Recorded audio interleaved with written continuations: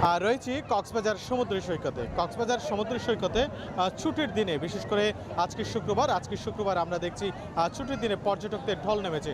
বৈরী আবহাওয়ার পরেও আমরা দেখছি কক্সবাজারে পর্যটকদের যে ভিড় সেটি আসলে চোখে পড়ার মতো। সকাল থেকে আমরা দেখছি কক্সবাজারের এই সমুদ্র সৈকতে আসলে পর্যটকদের উপচে পড়া ভিড়, অনেকটা কানায় কানায় পরিপূর্ণ হয়েছে কক্সবাজারের এই সমুদ্র সৈকত। বিশেষ করে আমরা দেখছি পরিবার পরিজন, সে সঙ্গে প্রিয়জনকে সাথে নিয়েও কক্সবাজারে এসেছে পর্যটকেরা। আমি একটু এই মুহূর্তে চিত্র আপনাদেরকে দেখাচ্ছি। আসলে কানায় কানায় পরিপূর্ণ বলা চলে কক্সবাজারের এই সমুদ্র সৈকত। কেউ গোসল করছে, কেউ হাঁটছে, আর কেউ আমরা দেখছি তাদের যে প্রিয়জনদের সাথে নিয়ে এসেছে, খুবই আনন্দ করছে আসলে এই কক্সবাজার সমুদ্র সৈকতে।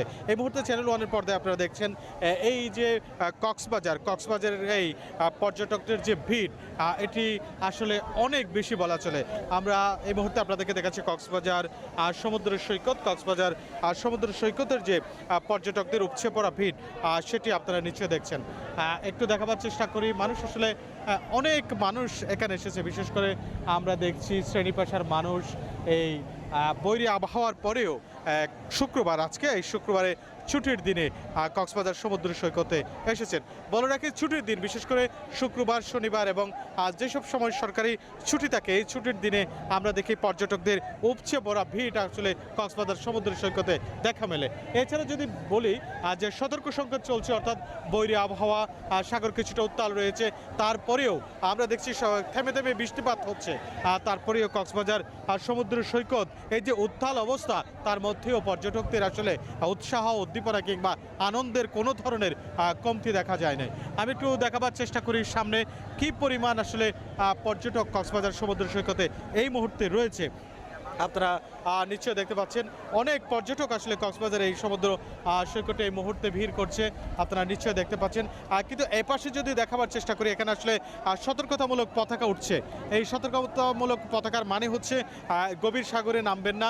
বিশেষ করে যারা সমুদ্রে গোসল করতে নামে তাদের জন্য এই যে লাল পতাকা টাঙিয়ে দেওয়া হয়েছে, এবং এখানে বিচ কর্মী, ট্যুরিস্ট পুলিশ থেকে শুরু করে লাইফগার্ড কর্মী তারা বরাবরই সতর্ক করছেন আসলে এই সময়, অর্থাৎ যখনই সাগর উত্তাল থাকে তখন যেন পর্যটকেরা এই গভীর সমুদ্রে গিয়ে গোসল না করে।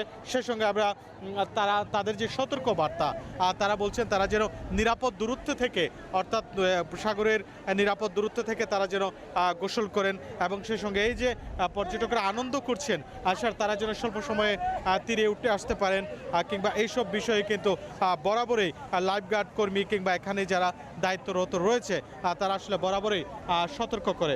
আমি যদি আরেকটু দেখাবার চেষ্টা করি, এখানে কিন্তু শ্রেণী পেশার মানুষ এসেছেন, আমি আপনাদের একটু দেখাবার চেষ্টা করছি এই পাশে।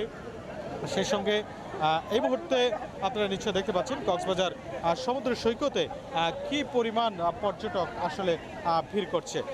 সব কিছু মিলিয়ে এই যে কক্সবাজারের অর্থনীতি, অর্থাৎ কক্সবাজারের পর্যটনকে ঘিরে যে অর্থনীতি, সেটি চাঙ্গা হয় এই পর্যটকদের আগমনকে ঘিরে। আমরা দেখেছি যখনই বৈরী আবহাওয়া নামে, ঠিক তখনই সরকারি পক্ষ থেকে, অর্থাৎ আবহাওয়া অধিদপ্তরের পক্ষ থেকে নানান সতর্কতা জারি করা হয় যেন পর্যটকরা গভীর সমুদ্রে না নামেন। কিন্তু তারপরেও আমরা দেখি বিধিনিষেধ অমান্য করেও অনেকে আসলে এই সমুদ্র সৈকতে নামেন, গোসল করেন। আমরা দেখেছি এর আগে অনেক পর্যটক কিন্তু সকাল থেকে এই সমুদ্র সৈকতে রয়েছে। অর্থাৎ সব কিছু মিলিয়ে কক্সবাজারের এই যে পর্যটন স্পট, বিশেষ করে সুগন্ধা পয়েন্ট, কলাতলি এবং পয়েন্ট, এইসব পয়েন্টে আমরা দেখি বিশেষ করে পর্যটকরা এই পয়েন্টগুলোতে নামেন এবং তারা আনন্দ করেন। সব কিছু মিলিয়ে এই ছিল আসলে কক্সবাজারের পর্যটকদের উপস্থিতি, এবং এই যে বৈরী আবহাওয়ার পরেও আমরা দেখছি পর্যটকদের কী পরিমাণ উপস্থিতি রয়েছে। এই ছিল আমার কাছে সর্বশেষ।